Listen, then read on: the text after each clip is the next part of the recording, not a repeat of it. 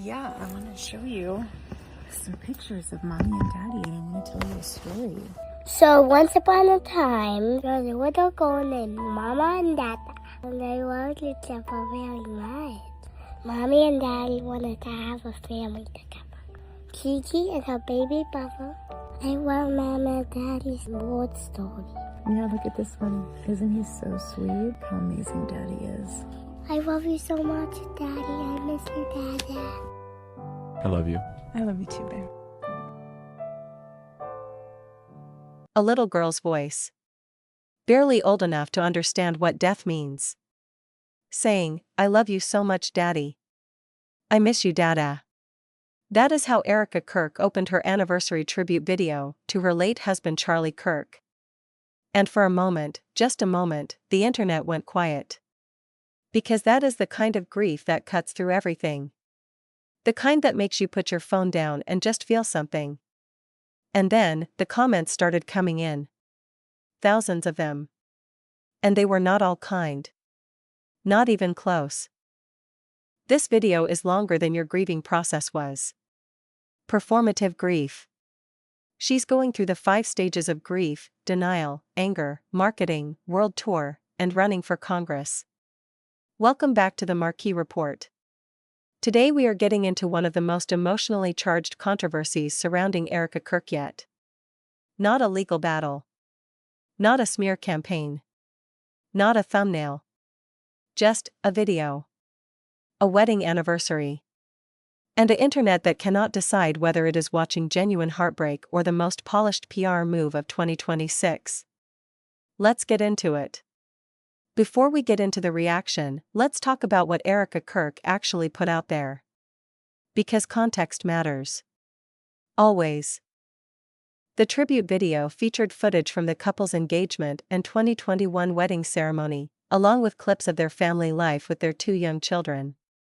The video opened with a voiceover from their children saying, I love you so much, Daddy. I miss you, Dada. It concluded with the couple telling each other, I love you. So this is wedding footage. Proposal clips. Family moments. Their children's voices. And it was posted this week to mark what would have been Charlie and Erika Kirk's 5th wedding anniversary. In a lengthy caption accompanying the video, Erika reflected on their marriage and faith. When I stood at that altar with you, we made a covenant with God, she wrote. To becoming one with the Lord Himself at the center of our vows, binding us under the eternal.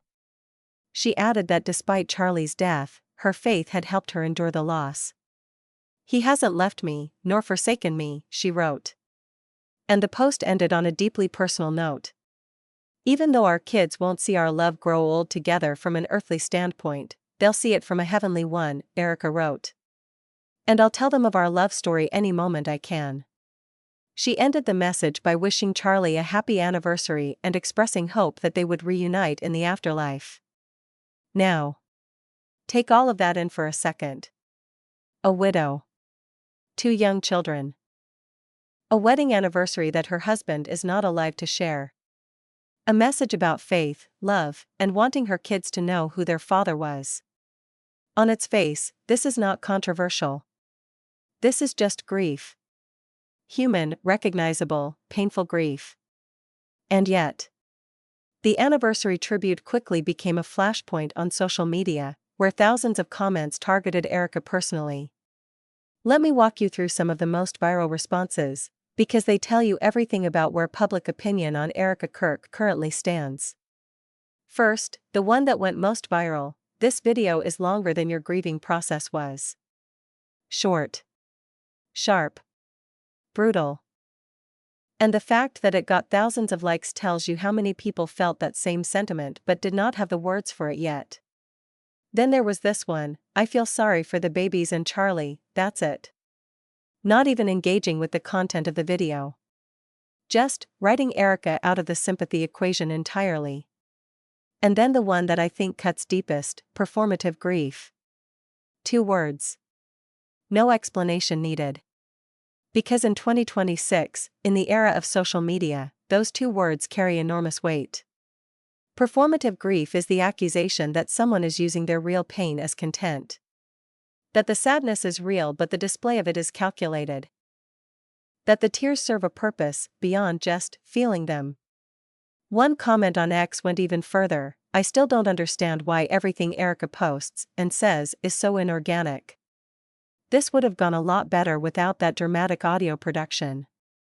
It's so easy to post an organic memory and message. So easy, I could fake one 10x better without ever meeting Charlie. That one is interesting, because it is not saying the grief is fake. It is saying the packaging is. The production. The audio choices. The dramatic edit. The way it is all assembled into something that feels less like a private moment shared publicly and more like a piece of content designed to land in a specific way. And then, my personal favorite comment: for sheer dark creativity, leave her alone. She is clearly going through the 5 stages of grief: denial, anger, marketing, world tour, and running for Congress. That comment went viral because it lands.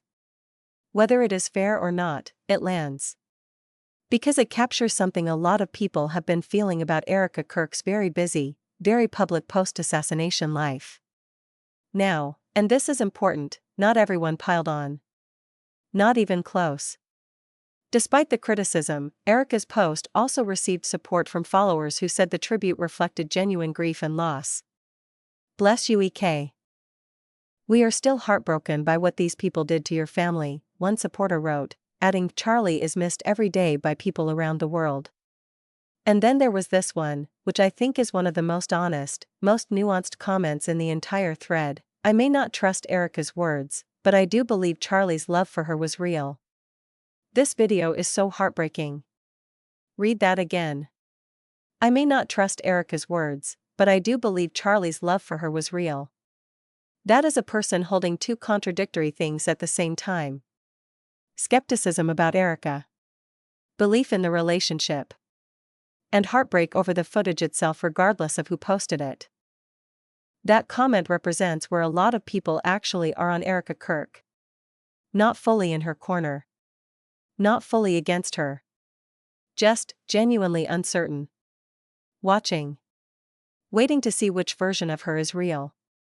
Here is where I want to push this conversation somewhere more interesting. Because I think the binary, either her grief is real or it is performative, is actually too simple. Erika Kirk is a public figure. She chose to become more public after Charlie's death. She runs a major organization that depends on visibility, donor relationships, and public trust. Every post she makes exists simultaneously as a personal expression and as content that affects her brand, her organization, and her political standing. That does not make her grief fake. But it does mean that even her most private moments, once posted publicly, become something else. They become media. They become messaging. They become subject to the same scrutiny as any other piece of content she puts out. The production quality question is real. If you post a grief tribute with dramatic audio, polished editing, and a cinematic structure, you are making choices. You are not just sharing a memory. You are crafting an experience for an audience. And when an audience realizes they are being crafted for, some of them push back. Was the grief real? Almost certainly. Charlie Kirk was her husband. The father of her children. A man she built a life with. That loss is real regardless of how the tribute video was edited. But was the posting of it strategic? Also possibly yes. And both things can be true simultaneously. That is the complicated reality of grieving in public, especially when you are one of the most watched women in conservative America right now. Since Charlie's death, Erika has stepped into a more public political role after taking over leadership duties at Turning Point USA. However, her growing visibility within conservative circles has also brought increased scrutiny online. In recent months, Erika has repeatedly faced attacks from both critics and some former MAGA supporters, with conspiracy theories and accusations spreading online following Charlie's death. And that context, that pattern, is what makes every single thing Erika Kirk posts land differently than it would for an ordinary grieving widow. She is not an ordinary grieving widow. She is the CEO of a powerful political organization. She is the subject of active conspiracy theories about her role in her husband's death. She is in a very public feud with Candace Owens. She survived a shooting at the White House Correspondents' Dinner. She went viral for a stare. She accepted a college degree from an institution her husband called part of a scam. She has been mocked, defended, analyzed, and dissected every single week since September. In that context, nothing she posts is just a post. Every caption is evidence. Every video is either proof of her grief or proof of her agenda, depending on which side of the argument you were already on before you clicked play. That is the impossible position Erika Kirk is in. And whether she deserves sympathy or scrutiny for it, probably depends on questions that none of us can answer from the outside looking in. A little girl saying she misses her dada. Wedding footage. A covenant with God. And an internet that responded with the words, performative grief. Whatever you think of Erika Kirk, whatever you believe about her motivations, her grief, her future, the comments on that anniversary video tell you something important. The jury is still very much out. And it may stay out for a very long time. Drop your thoughts in the comments. Was this genuine grief or calculated content? Or, like I said, maybe both? I genuinely want to hear your take on this one. Hit subscribe if you are new to the Marquee Report. And I will see you in the next one.